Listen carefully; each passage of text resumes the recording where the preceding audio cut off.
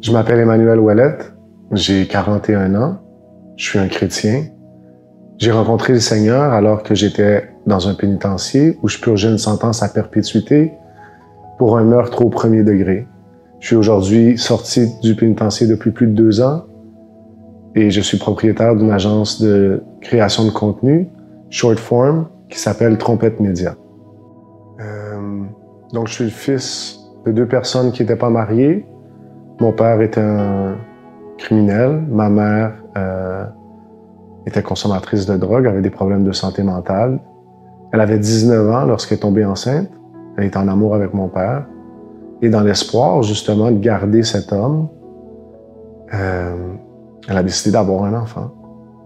Malheureusement, mon père n'était pas intéressé à avoir une relation avec ma mère. Et donc, l'effort de ma mère, l'idée d'avoir un enfant n'a pas fonctionné, puis elle n'a pas réussi à garder mon père présent. Donc, je suis né dans cet environnement-là, j'ai grandi là-dedans. À l'âge de 2 ans, ma mère est allée en cure de désintox et a réussi pendant une bonne partie de sa vie à se défaire justement de son addiction à la cocaïne. L'alcool restait présent. La consommation de drogue qu'on dit douce était aussi présente. J'ai grandi passant beaucoup de temps chez ma grand-mère, chez ma mère, mais des déménagements fréquents, beaucoup d'instabilité, de précarité. Ma mère avait l'habitude toujours de me dire « Si t'es pas content, fais comme ton père et puis va-t'en ». Donc rapidement, j'ai intégré ce sentiment-là de ne pas être bienvenu, que ma présence n'était pas légitime. Ce sentiment d'être rejeté, de ne pas être aimé. Quand j'ai commencé à aller à l'école, au primaire, à l'âge de 6-7 ans, j'ai commencé à développer une autonomie de transport en prenant les transports en commun. Alors quand ma mère a continué à me dire « Si t'es pas content, fais comme ton père et va-t'en », j'ai pris l'habitude à ce moment-là de quitter la maison. Et puis, je faisais toujours la même chose. J'allais chez ma grand-mère. Et puis, la routine était assez simple. Ma grand-mère m'accueillait, posait pas de questions. Le téléphone sonnait. Ma grand-mère répondait. Et elle disait « Oui, il est ici ». Ma mère avait appelé. Ma grand-mère avait confirmé que j'étais bien là. Et puis, ma mère prenait son temps. Quand elle se sentait prête, elle venait me rechercher. Donc, j'ai grandi dans cet environnement-là. Toujours à essayer d'aller chercher l'amour, de gagner cet amour-là, de mériter l'amour de ma mère.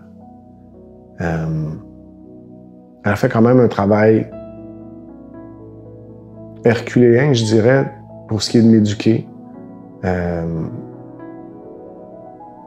me motiver à aller à l'école puis de s'assurer que j'ai des connaissances. Ce qui a fait en sorte que j'ai toujours bien performé académiquement. Le résultat de ça a été que j'ai eu une bourse quand j'ai commencé le secondaire pour aller dans une école privée, un pensionnat.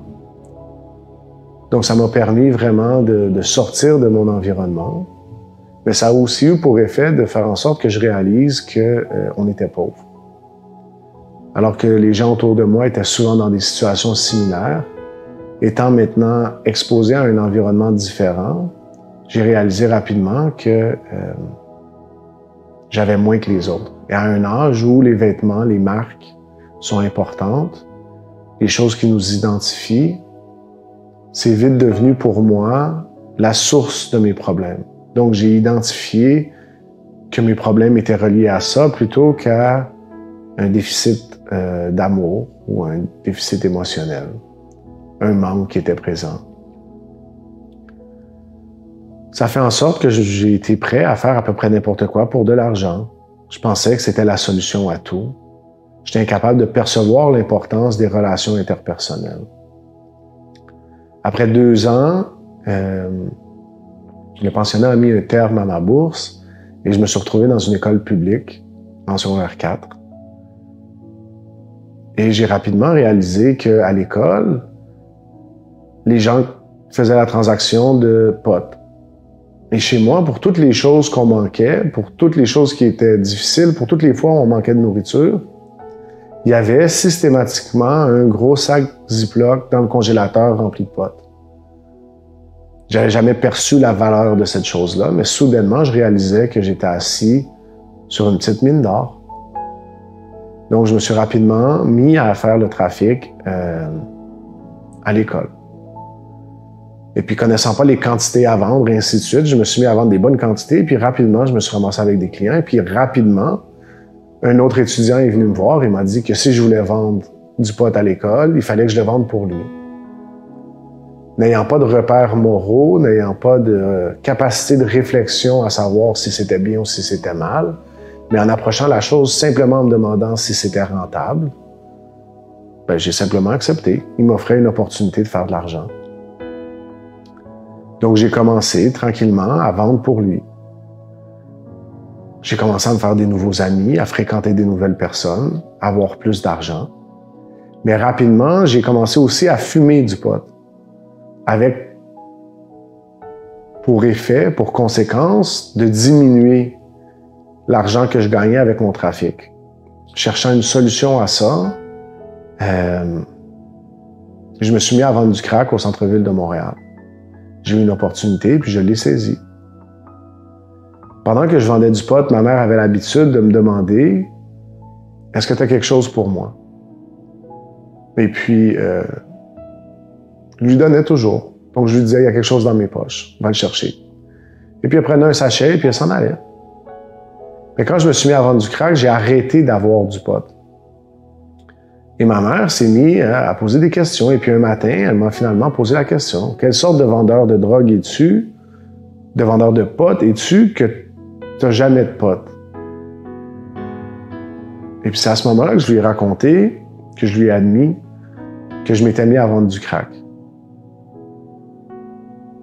C'est répété ce jour-là la même chose que j'avais vécu à maintes reprises. Ma mère m'a dit de quitter la maison. Ayant à ce moment-là atteint une pleine autonomie, et puis, étant donné que je l'aidais même à payer certaines factures à la maison, pleine fierté, je suis parti de la maison. C'était la dernière fois où j'ai vu ma mère. Un mois plus tard, alors que je vendais dans un hôtel du centre-ville, quelqu'un est venu cogner à la porte. Et puis c'était quelque chose qui arrivait assez couramment parce que je vendais justement de cette chambre d'hôtel-là. Donc, mes clients avaient l'habitude de venir à la porte, de cogner, et puis je les fournissais. Ce soir-là, enfin, on était rendu le matin, quand ça cognait à la porte, j'avais plus de stock. Donc, j'ai dit à la personne de partir. Ça a continué de cogner. Et puis, j'ai répété, j'ai plus rien. Va-t'en. Et puis, ça a continué de cogner. Fâché, je me suis levé. Et puis, je suis allé ouvrir la porte.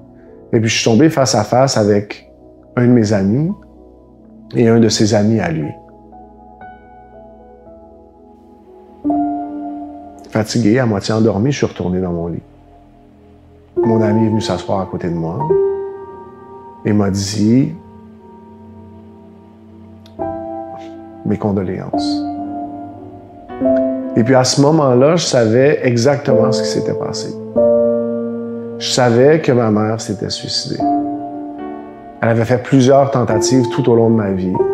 C'était un thème qui était toujours présent. Un spectre qui était là, qui était comme menaçant. Donc, quand il m'a dit mes condoléances, je savais que ma mère s'était suicidée. Et puis, ma réaction à ce moment-là a été de dire « Elle est vraiment conne ». Et puis, je me suis allumé une cigarette. J'étais tellement déconnecté de mes émotions, tellement froid, que j'étais incapable de ressentir quoi que ce soit ou même de pleurer. Et puis je me souviens, des années plus tard, ces deux personnes-là qui étaient présentes à ce moment-là continuaient de raconter cette histoire-là en disant « Manny, c'est une machine, c'est comme un robot ». Puis je me suis mis à tirer une fierté de ça. Je me suis mis à m'identifier comme ça. Rien m'impactait. J'étais connecté à personne. Je fonctionnais tout seul. Je ressentais rien. Donc de là, j'ai continué le trafic de stupéfiants. En fait, j'ai eu un intervalle où je suis allé rester chez mon parrain.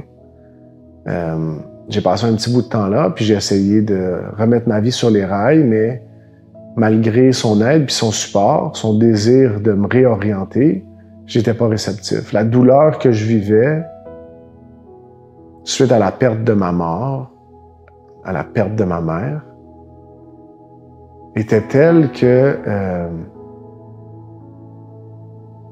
j'étais incapable de me connecter à qui que ce soit. Alors, je suis vite parti, puis je suis retourné dans la rue, je suis retourné vendre.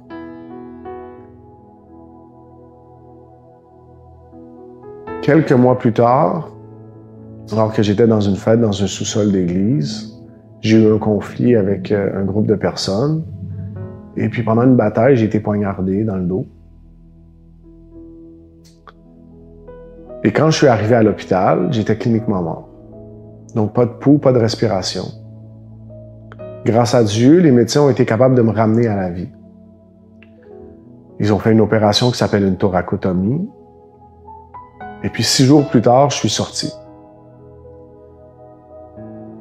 Malgré tout, ça m'a pas servi d'avertissement ou ça n'a pas fait en sorte que j'ai remis en question ce que je faisais.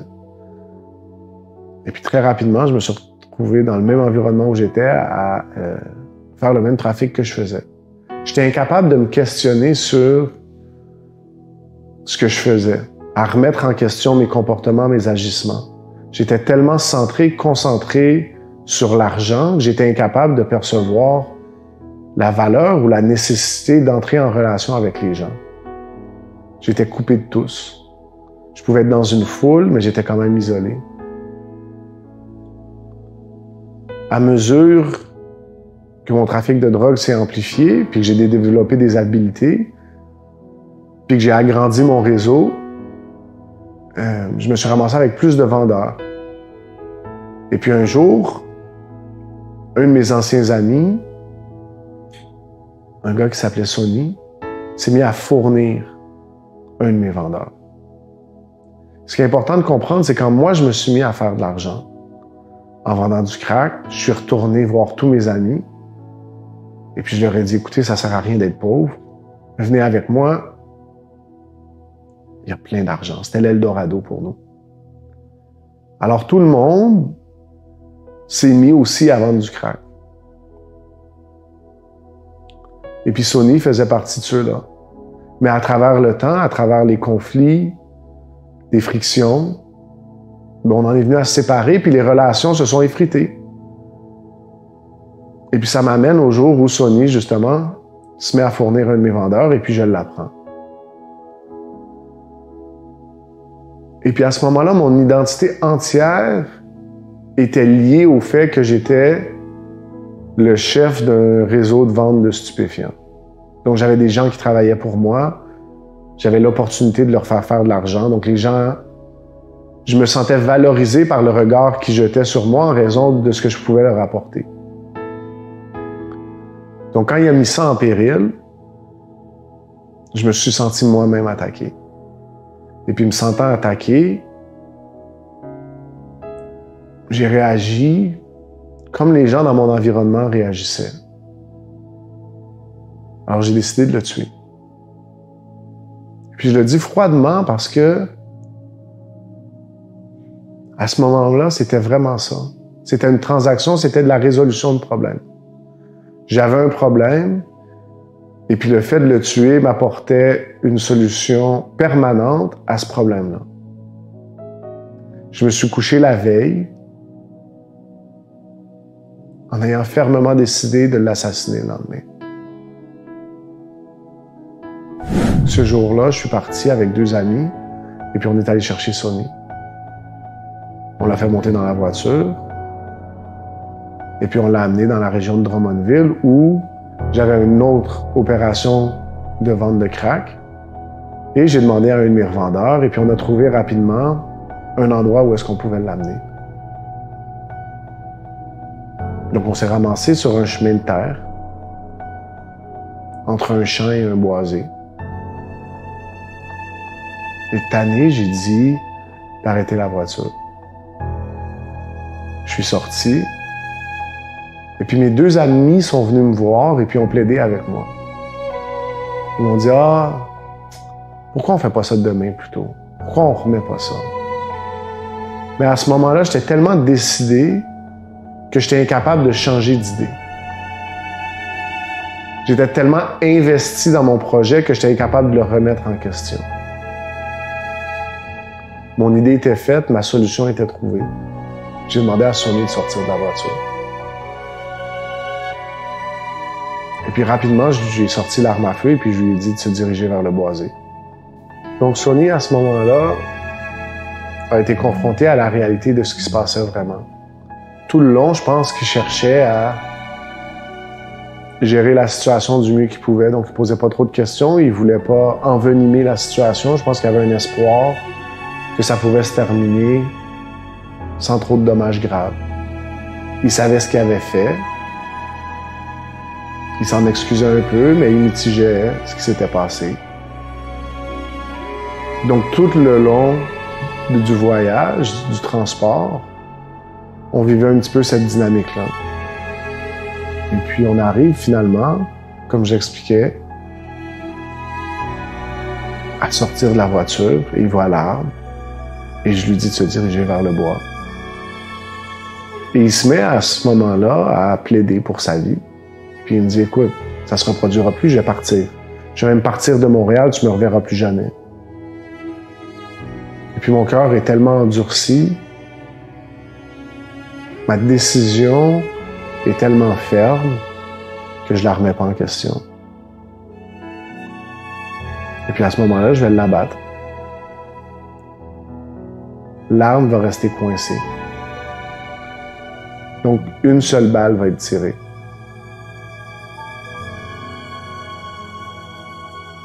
Et puis jusqu'à maintenant, c'est probablement la chose que j'ai plus de difficulté avec, c'est cette idée-là d'avoir laissé cet homme-là mourir. Quelqu'un qui était à un moment donné mon ami. Je l'ai laissé mourir dans le bois seul. Combien de temps est-ce qu'il a passé à se demander, à prier, à espérer qu'on revienne le chercher? Combien de temps est-ce qu'il s'est accroché à cet espoir-là, seul dans le bois,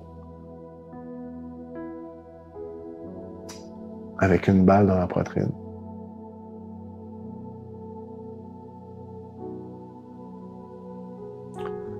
À ce moment-là, j'étais incapable de concevoir quoi que ce soit.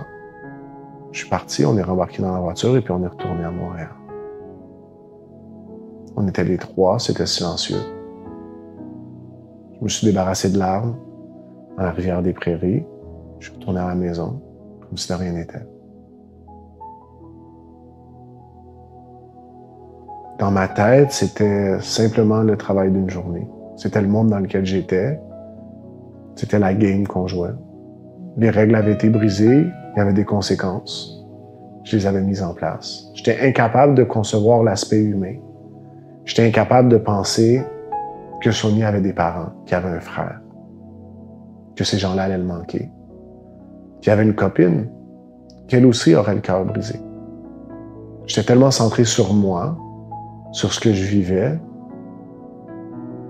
sur l'offense que j'avais perçue,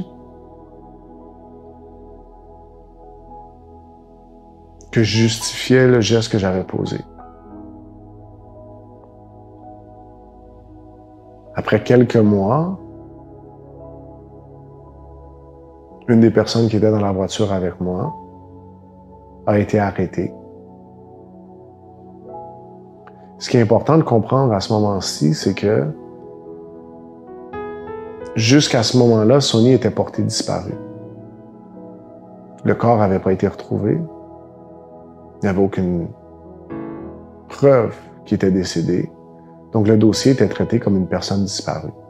Ça aussi, c'est quelque chose avec lequel j'ai de la difficulté, qui est cette idée-là que j'ai laissé ses parents s'accrocher à un espoir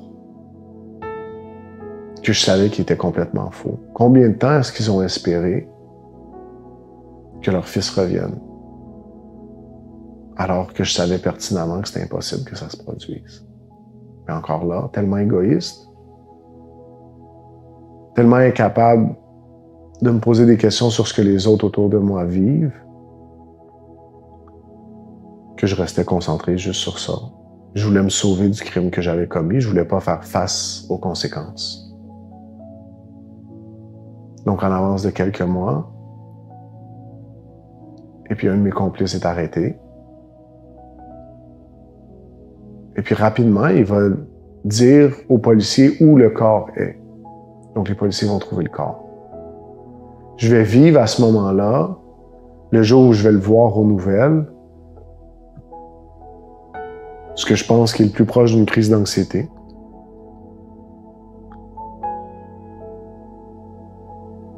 Et puis là, je ressens un petit peu plus de pression, mais je continue malgré tout à m'accrocher à cette idée-là que je vais m'en sortir. Jusqu'au 9 décembre où la police va venir cogner à ma porte. Ils ont un mandat à la main. Sur le mandat est écrit « Accusation de meurtre au premier degré ». Donc, je vais me retrouver à partir de ce moment-là incarcéré, en attente d'un procès. Ce processus-là va durer 22 mois. Après 22 mois, finalement, j'aurai mon jour en cours. À ce moment-là, j'approche la chose comme un vrai criminel. Je cherche juste à être acquitté. Et étant donné qu'il y a très peu de preuves, si ce n'est le témoignage d'un de mes complices, ben je me dis que je serai acquitté. Donc, j'aurai un procès qui va durer 2 mois. Et au terme duquel il y aura 11 jours de délibéré. Le jury va même revenir et dire aux juges qu'ils sont incapables de s'entendre sur un verdict. Et la juge va les exhorter à retourner et à s'entendre. Le jury va revenir un vendredi après-midi, à 12h05, le 28 octobre 2005, et me condamner à la prison à perpétuité, sans possibilité de libération conditionnelle avant 25 ans.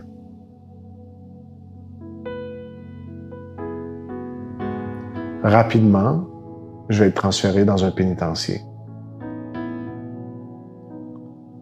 Quand j'arrive au pénitencier, je fais aucune remise en question encore.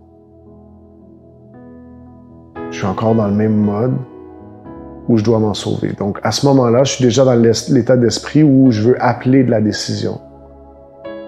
Donc, je continue de m'accrocher à un espoir que je serai acquitté, que je serai libéré, que j'aurai pas à faire face aux conséquences de ce que j'ai fait. Je vis dans un mensonge et puis je continue à me raconter ce mensonge-là. J'aurai la chance, grâce à un projet pilote, d'être dirigé dans un pénitencier à sécurité médium pour commencer ma sentence. Et puis une fois dans ce pénitencier-là, après quelques années, j'ai l'opportunité de faire la même chose que je faisais quand j'étais à l'extérieur. Donc je me remets à faire du trafic de crack, mais à l'intérieur d'un pénitencier canadien. Rapidement, l'administration sera informée et on va me prendre et on va me transférer dans un pénitencier à sécurité maximale. Quelques mois plus tard, mon appel va être rejeté. Donc, pour la première fois, j'ai à faire face à la réalité. Je purge une sentence à perpétuité, sans possibilité de libération conditionnelle avant 25 ans. Et il faut que j'y fasse face. Je vais rencontrer une psychologue, une toute petite dame qui s'appelle Bénédicte. Et lors de notre première rencontre, elle va passer la rencontre à me raconter et à me dire que ça va pas bien. Et dans mon esprit, à ce moment-là, le seul critère pertinent ou afin de déterminer si ça va bien ou si ça va mal, il est simple. C'est est-ce que tu es un consommateur de drogue? Est-ce que tu es un junkie?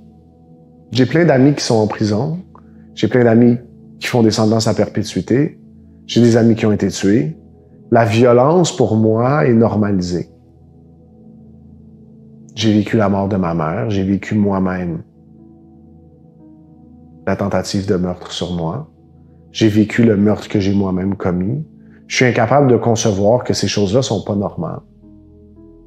Et il y a cette petite dame-là qui me dit « Est-ce que tu réalises que ça va pas bien? » Et puis elle me dit « T'es dans un pénitencier à sécurité maximale où tu purges une sentence à perpétuité pour un meurtre commis dans le cadre de trafic de drogue et tu continues à faire le trafic de drogue à l'intérieur de l'institution. Et tout le long, je me dis, cette madame-là est folle. Parce que, encore une fois, mon critère à ce fin de savoir, de déterminer si ça va bien ou si ça va mal, c'est est-ce que je suis un junkie ou pas? Alors, je vais quitter cette rencontre-là après un petit peu moins d'1 heure. Toujours en continuant à me dire, cette madame-là est folle. Finalement, je vais arriver dans mon unité de détention et quand j'arrive, les détenus qui sont là sont en train d'avoir une mini-émeute. Donc, ils lancent des choses sur le contrôle, ils lancent des chaises. Et pour la première fois, l'idée que ça va pas bien, comme le disait la psychologue, va me sembler légitime. Alors, je vais demander au gardien d'ouvrir ma cellule, puis je vais me diriger directement à ma cellule plutôt que d'embarquer dans ce qui est en train de se passer dans l'unité de détention. Et une fois dans ma cellule, je vais commencer à me poser la question. Et si je m'étais trompé? Si j'avais eu tort? Ce qui est épeurant à ce moment-là, c'est que, comme une personne qui est sur l'autoroute, qui a manqué sa sortie,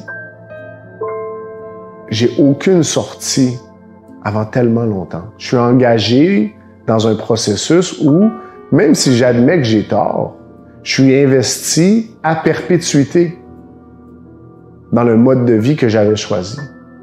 C'est difficile de reconnaître l'erreur à ce moment-là. Malgré tout, à force d'analyse, je dois réaliser qu'il n'y a plus personne autour de moi. Mes amis sont plus là. Mes associés sont plus là. Certains d'entre eux sont venus témoigner contre moi à la cour. Je me retrouve complètement seul. C'est dans cette solitude-là que je me retrouve à faire face à la réalité. Que peut-être qu'effectivement, je me suis trompé. À ce moment-là, ma réflexion, c'est de dire qu'est-ce que je peux faire pour être une meilleure personne? Comment est-ce que je peux être bon? Je décide d'orienter mes objectifs, mes désirs, mes actions vers cette idée-là de faire la bonne chose. Ça implique que rapidement, je deviens un conciliateur, un médiateur. J'aide les gens à faire la paix entre eux. Parce qu'il y a beaucoup de conflits dans un pénitencier à sécurité maximale. À travers ça, j'ai la chance de bénéficier d'un transfert dans un pénitencier à sécurité médium. Et c'est là que je vais retourner à l'école. Donc, je vais compléter mon secondaire et puis je commence le cégep. Et puis ça amorce une réflexion un petit peu différente de comment je peux m'assurer de bien utiliser mon temps.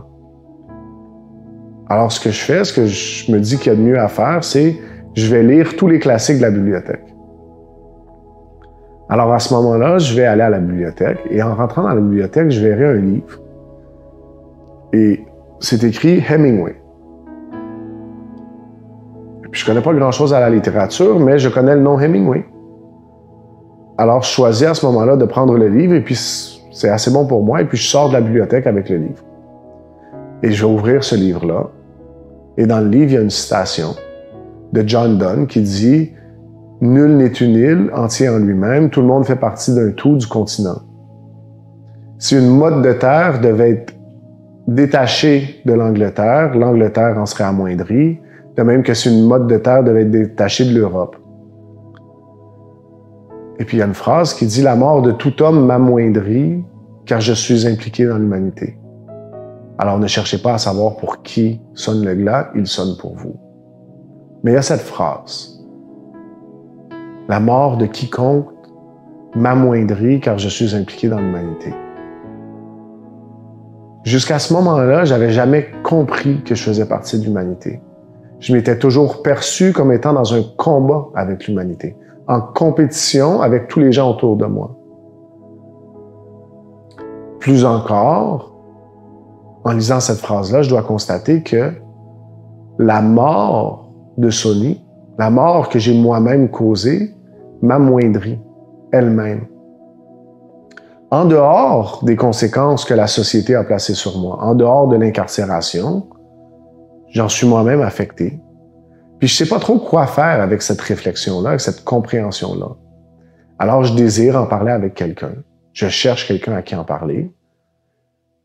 Malheureusement, je suis dans un pénitencier au Québec qui est francophone, où le personnel parle presque systématiquement français. Et la citation que j'ai trouvée, bien que je vous l'ai dite en français, est en fait écrite en anglais. Et j'ai personne avec qui en parler. Mais je me rappelle avoir rencontré l'aumônier quelques fois. Donc, il y a un aumônier protestant qui s'appelle David Chance, que j'ai croisé à quelques reprises dans des activités. Je sais que lui est anglophone. Et en lisant la citation, je sais, enfin, je crois, je prétends que c'est un petit peu spirituel. Alors, je me dis peut-être qu'il peut m'aider. Alors, je lui envoie la citation et je lui demande qu'on en discute. De ça va s'en suivre 6 mois de rencontres, presque hebdomadaires, où moi et David Chance parlons. Et puis David, chaque fois que je lui fais part de quelque chose qui me fâche, de quelque chose qui me frustre, d'un problème que j'ai, d'une difficulté quelconque, il me raconte toujours une histoire qu'il a vécue, qui est peut-être similaire ou analogue, où Dieu a fait quelque chose pour lui. Il me parle toujours de ce que Dieu a fait dans sa vie. Et puis le résultat de ça, c'est que j'en viens à être curieux à propos de son Dieu. David m'invite souvent à venir à la chapelle. Les services sont le dimanche soir. Mon excuse est que je ne vais pas à la chapelle parce que le dimanche, je regarde le football. Un concours de circonstances va faire en sorte qu'un autre détenu va me demander de venir à la chapelle aussi, et ma réponse sera la même. Je ne vais pas à la chapelle parce que je regarde le football. Quand il se montre insistant, je vais lui répondre « J'irai à la chapelle quand le football sera fini. » C'est pas tombé dans l'oreille d'un sourd. Il est revenu quelques mois plus tard, le premier dimanche où effectivement la saison de football était terminée. Il m'a demandé « Manny, est-ce que tu viens à la chapelle? » Étant un homme de parole, j'ai accepté d'aller à la chapelle. La première fois que je suis allé à la chapelle, un ami m'avait invité à répétition et puis finalement, la saison de football était terminée puis j'avais donné ma parole et puis j'étais quelqu'un de parole. Donc, je suis allé à la chapelle. Ce qui m'intimidait beaucoup de la chapelle, c'est qu'à l'entrée, il y avait toujours des bénévoles. Des gens qui nous souriaient, qui nous accueillaient. Et puis, je comprenais pas pourquoi. À cette époque-là, toutes mes relations étaient transactionnelles. Je te donnais quelque chose ou je prenais quelque chose de toi. Il y avait toujours un échange quelconque. Je connaissais pas une relation gratuite. Et puis, je comprenais pas ce qu'ils venaient chercher en étant présent là à la chapelle. Alors, ça me faisait peur parce que je comprenais pas ce qui se passait. J'avais aucun problème à aller dans la cour si quelqu'un voulait qu'on se batte parce que je comprenais ce qui se passait. Mais d'aller à la chapelle, je comprenais pas. Là, ce soir-là, finalement, je vais aller à la chapelle. Je vais rentrer. Ces gens-là étranges que je comprends pas vont me saluer. Je vais les saluer. Je vais m'asseoir dans la deuxième rangée, l'avant-dernier siège. Et puis ce soir-là, il y a un homme qui va prêcher, un homme qui s'appelle Danny Lorenzen. Je me souviens pas du tout de son message. Mais à la fin de son message, il va faire ce que les gens qui sont habitués d'aller à l'église connaissent comme un appel au salut.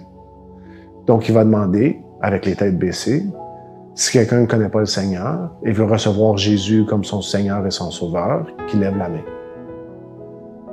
Et j'ai un désir profond, sincère de lever la main. Mais j'ai pas le courage de le faire. Je suis encore trop pris dans mon image, dans ce que les autres vont penser. Par la grâce de Dieu, il va dire, si pour une raison ou une autre, vous n'avez pas levé la main, mais que vous voulez accepter Jésus, allez parler à un bénévole après. Donc, le service va se conclure. Je me lève et je vais aller parler à un bénévole. Et le bénévole va me demander, est-ce que tu connais Jésus? Est-ce que tu veux l'accepter? Et je vais répondre, oui, mais je suis pas prêt. Et puis cet homme-là, qui s'appelle Tony, va se mettre à rire. Il rit de moi.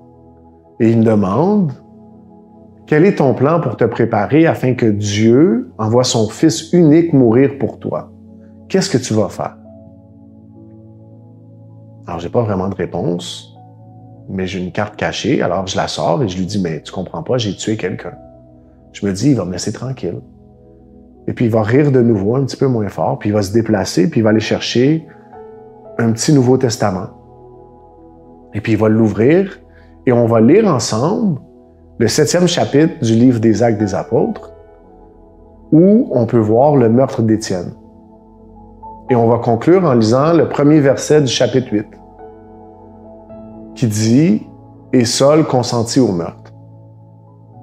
Et Tony va m'expliquer ce jour-là que Saul, qui consentit au meurtre d'Étienne, qui était lui-même un meurtrier, a écrit les 2/3 du Nouveau Testament. Dieu peut utiliser un meurtrier. Dieu ne rejettera pas un meurtrier. Alors, n'ayant plus d'objection, j'ai prié la prière avec lui, puis j'ai accepté Jésus comme mon Seigneur et mon Sauveur ce soir-là de janvier en 2012. De là, va commencer une démarche où je vais continuer à lire la Bible d'abord. Donc, je me nourris de la parole. Je vais lire ce soir-là même le 9e chapitre d'Actes, et puis je vais continuer. Et puis, on va commencer à faire des études bibliques, et puis je vais commencer à faire des apprentissages. Donc, je réalise à ce moment-là que la façon dont j'ai vécu n'est pas la bonne façon. Je commence à voir les choses différemment. La deuxième étude biblique qu'on va faire va être sur les fruits de la chair et les fruits de l'esprit. On va lire Galates. Et j'apprends pour la première fois qu'il y a autre chose que les fruits de la chair. J'ai grandi dans un environnement où, je raconte à la blague souvent, si je m'étais battu, que je m'étais saoulé, puis que j'avais couché avec une fille, ben c'était une bonne soirée. Puis j'apprends qu'il y a autre chose, qu'il y a la paix, qu'il y a la patience, qu'il y a l'amour, la gentillesse, la douceur, le contrôle de soi. Alors, je m'efforce d'appliquer ces choses-là dans ma vie du mieux que je peux. Je prie. Je pense pas que je comprends encore la puissance du Saint-Esprit à ce moment-là, mais je m'efforce rationnellement dans la parole de changer mes comportements. Et puis, je continue à aller à la chapelle. Et puis, je lis. Et puis, un soir, en revenant de la chapelle, alors que j'écoute une chanson de Johnny Cash qui s'appelle The Old Account,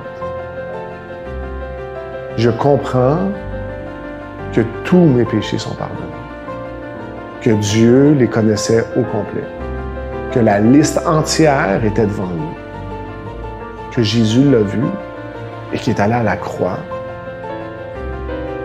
afin d'effacer tout ça, de payer la facture. À ce moment-là, je vais éclater en sanglots. J'aurais pu me noyer dans ma cellule. Ma vie change complètement. Pour la première fois, je comprends cet amour-là de Jésus. Pas rationnellement, mais dans mon cœur, je le reçois.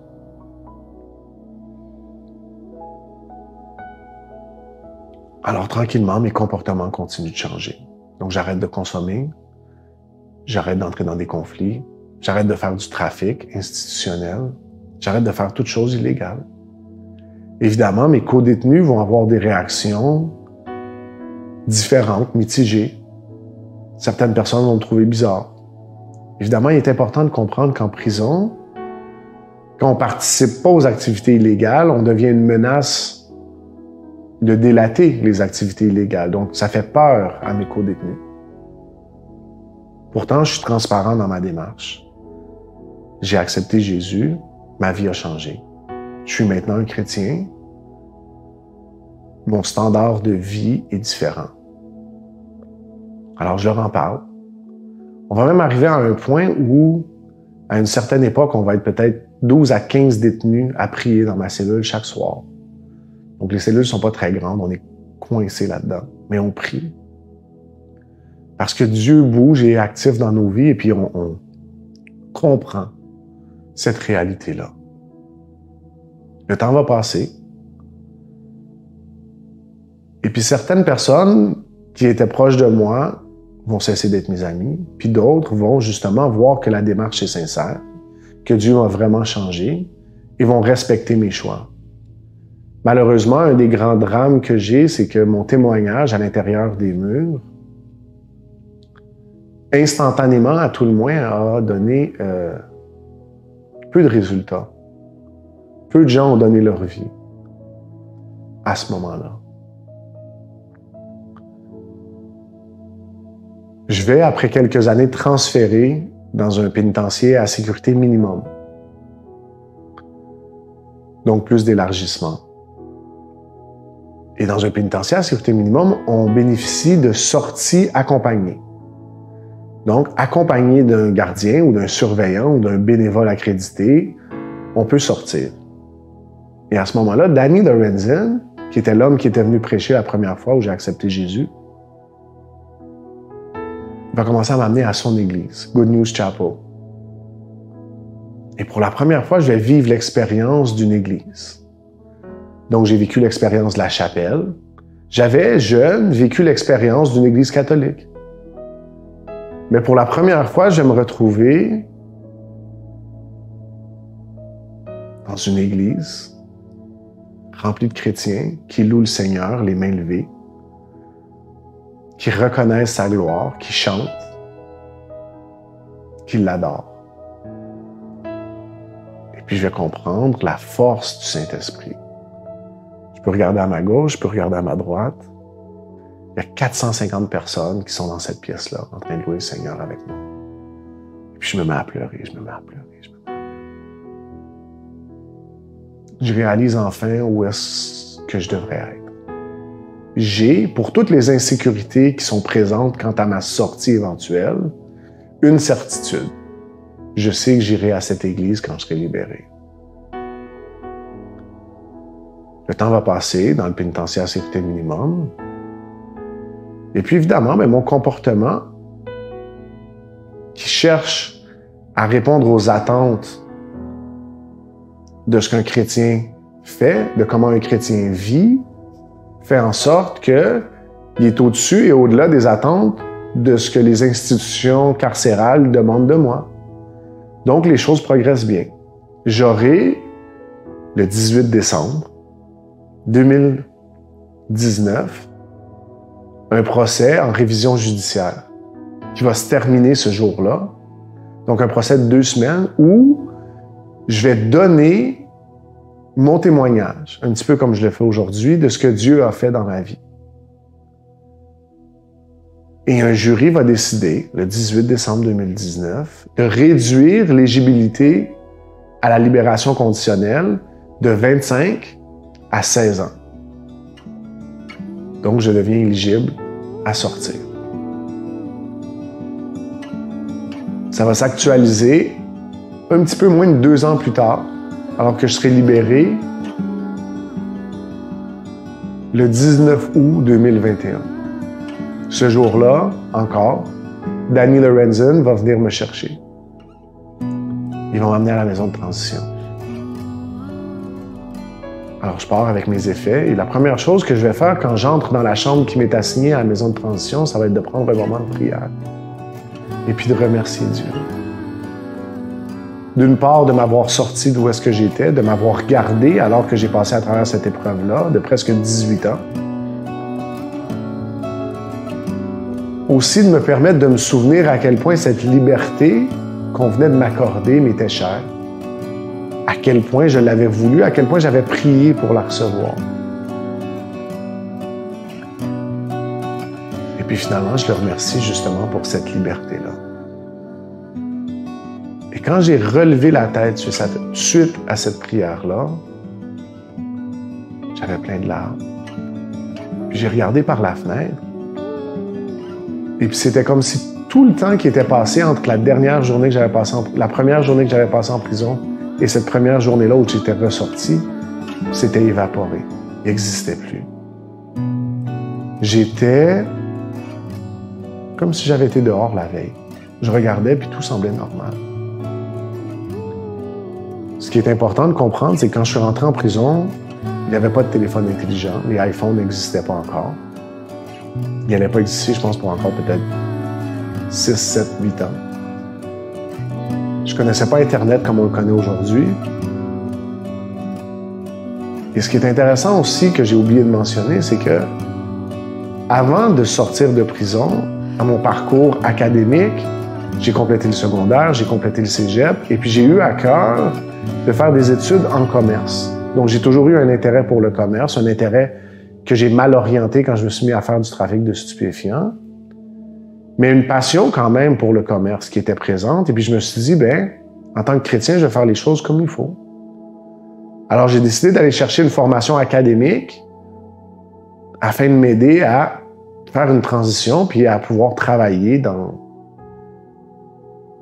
un domaine commercial. Donc, quand je suis sorti, j'avais déjà été admis à l'Université Concordia, John Molson School of Business. Et puis, après être sorti le 19 août, j'ai commencé l'école le 6 septembre. J'avais aucune idée de comment utiliser les outils que j'avais, mais je disais à la blague, j'ai Google et j'ai Jésus.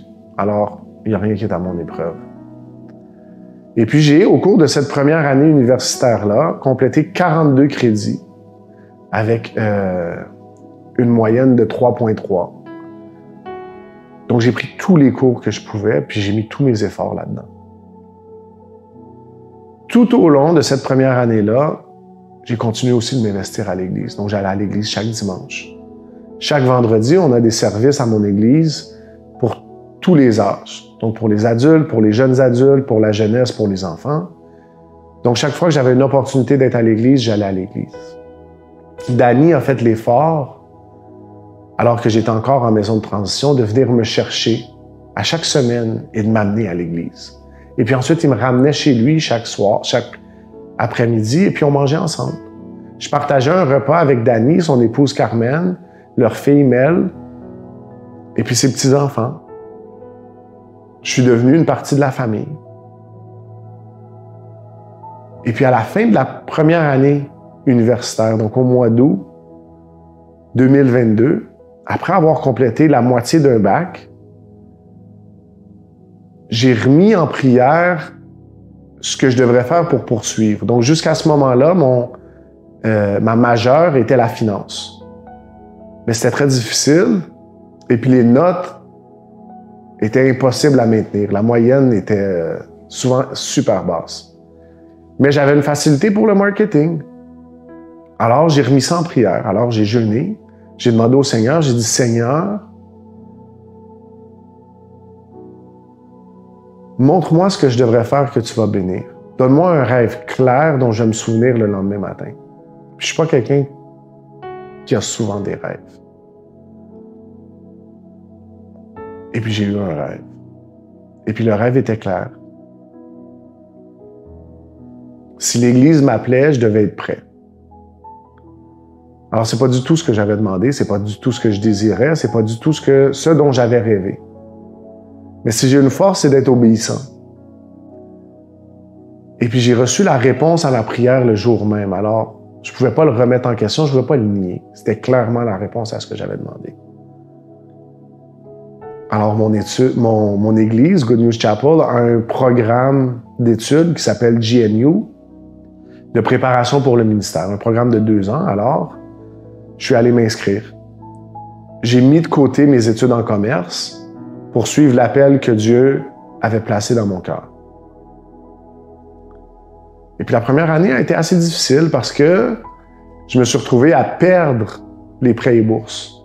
Donc, alors que mes études étaient financées pour aller à l'université, des études pour le ministère n'étaient pas reconnues par les prêts et bourses, donc je bénéficiais pas de subventions, j'ai dû me trouver un travail. Mais encore là, une fois, la grâce de Dieu a été active et présente dans ma vie.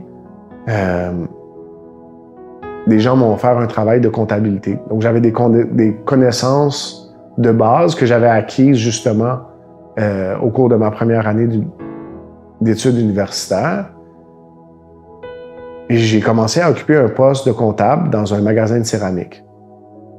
Donc, ça me permettait de gagner ma vie. Et puis, mon patron, comprenait mon projet d'études, comprenait l'appel de Dieu sur ma vie et était très flexible au niveau de l'horaire. Donc, j'ai réussi à terminer ma première année d'études bibliques. Et à l'été, je me suis mis à me poser des questions sur ce que je faisais, ce que je voulais faire. Et puis, un de mes amis, qui s'appelle Raphaël Boucher, a, lui, cet été-là, ressenti l'appel de devenir un évangéliste. Et un petit peu à la manière d'Élisée, il a laissé tout de côté. Raphaël avait une compagnie de gestion de réseaux sociaux, de création de contenu. Et puis, quand il a senti l'appel, ça a été clair pour lui qu'il devait la mettre de côté. Alors, il avait à cœur de trouver des gens qui seraient capables de la gérer pour lui. Et puis, j'avais peu d'expérience dans le domaine, mais je me suis associé avec une autre personne qui avait de l'expérience. Et puis, je suis allé le voir et puis, je lui ai dit, bien, écoute, je la prendrai. Alors qu'il allait donner la compagnie, il a décidé de me la donner à moi. Donc, je me suis retrouvé 1 an après avoir répondu à l'appel de Dieu, à la date même où j'aurais gradué de l'université, à avoir reçu une business, une entreprise que je gérais. Une entreprise où je pouvais être créatif, où j'avais des contacts avec des gens de différents milieux, dans différentes entreprises. C'est un peu comme si Dieu m'avait dit, fais-moi confiance. Le rêve que tu as à cœur, je te le donnerai, mais j'ai besoin de voir si tu es prêt à me suivre ici. Donc, on arrive présentement aujourd'hui où j'ai complété les 3/4 du programme. Il me reste 6 mois avant de graduer. Et Dieu a été bon. Dieu m'a soutenu. J'ai maintenant cette entreprise-là que je gère. J'ai à travers le temps rencontré une fille qui est devenue ma copine, avec laquelle je devrais être fiancé, sinon marié le jour où cette vidéo-là va sortir. Elle s'appelle Noah. Elle est fantastique. J'ai mon entreprise, Trompette Média, où je réussis à créer du contenu et avoir un impact pour des entrepreneurs, et aussi un impact sur la création de contenu. Donc, je me suis mis moi-même à créer du contenu évangélisateur, afin de partager la bonne nouvelle de Dieu, afin de partager mon témoignage, afin d'amener des gens au Seigneur. Donc, que ce soit sur TikTok, sur Instagram, sur Facebook, je suis présent, puis je m'efforce de prêcher la parole. Et en conclusion, ce que je dirais, c'est qu'une dernière porte s'est ouverte. Et puis mon Église, qui a un ministère de prison, donc d'aller rencontrer les prisonniers dans des pénitenciers, m'a offert de présenter une demande afin de voir si je pourrais aller justement moi-même aussi participer à une activité au pénitencier Archambault pour Noël. Alors j'ai fait ma demande et la demande a été approuvée, un petit peu à ma surprise. Mais Dieu est bon, il fait des miracles, il ouvre des portes qu'on ne pourrait jamais imaginer. Alors un petit peu plus de 2 ans après avoir été libéré du pénitencier, je retournerai en tant que visiteur, partager la bonne nouvelle, encourager des gens à donner leur vie à Jésus et à les voir transformer. La première étape, c'est de recevoir Jésus comme Seigneur et Sauveur. C'est quelque chose qui est très simple. C'est une prière. C'est de reconnaître qu'on est un pécheur, qu'on a fait des fautes, se repentir. Se repentir, ça veut dire changer de direction. C'est rien de très compliqué. Cette direction-là, c'est de suivre Jésus. Puis la 3e étape, c'est de le confesser comme Seigneur et comme Sauveur. Et la Bible enseigne que si on fait ces choses-là, on est sauvé, que nos péchés sont effacés, qu'on devient une nouvelle création en Christ. Donc pour moi, c'est la première étape. Ensuite, ce que je recommande à tout le monde, c'est de lire la Bible, au moins 5 minutes par jour, de méditer sur la parole 5 minutes par jour et de prier, de communiquer avec Dieu 5 minutes par jour. Et enfin, la dernière chose, c'est évidemment de se trouver une église. De trouver une communauté où est-ce qu'on peut faire partie d'un corps de chrétiens, de gens qui vont nous encourager, de gens qui vont nous soutenir, de gens qui vont nous amener plus près de Dieu et qui vont faire notre foi grandir. Seigneur, je te remercie que tu es un Dieu qui aime, qui écoute, qui est patient, qui est compréhensif. Un Dieu d'amour, capable de changer toutes circonstances. Seigneur, on sait que tu es le créateur de l'univers, que rien n'est à ton épreuve. Je prie, Seigneur, que quiconque entende cette prière reçoive un signe clair, tangible et indéniable de ta présence dans leur vie, qui se confie à toi, Seigneur. Que leur humilité se traduise par un désir sincère de te connaître. Seigneur, je sais que tu es fidèle à pardonner. Tu as envoyé ton Fils mourir afin qu'on soit justifié devant toi, un Seigneur, un Dieu pur, qu'on peut approcher parce qu'on est des bonnes personnes, qu'on peut approcher parce qu'on est à la hauteur, mais simplement qu'on puisse approcher grâce au nom de Jésus. Alors c'est dans le nom de Jésus qu'on vient à toi, Seigneur, et je prie que tu bénisses chaque personne qui entend cette prière, que tu changes et transformes leur vie, que tu fasses pour eux plus que tu as fait pour moi. Et je prie ces noms, ces choses, dans le saint nom de Jésus.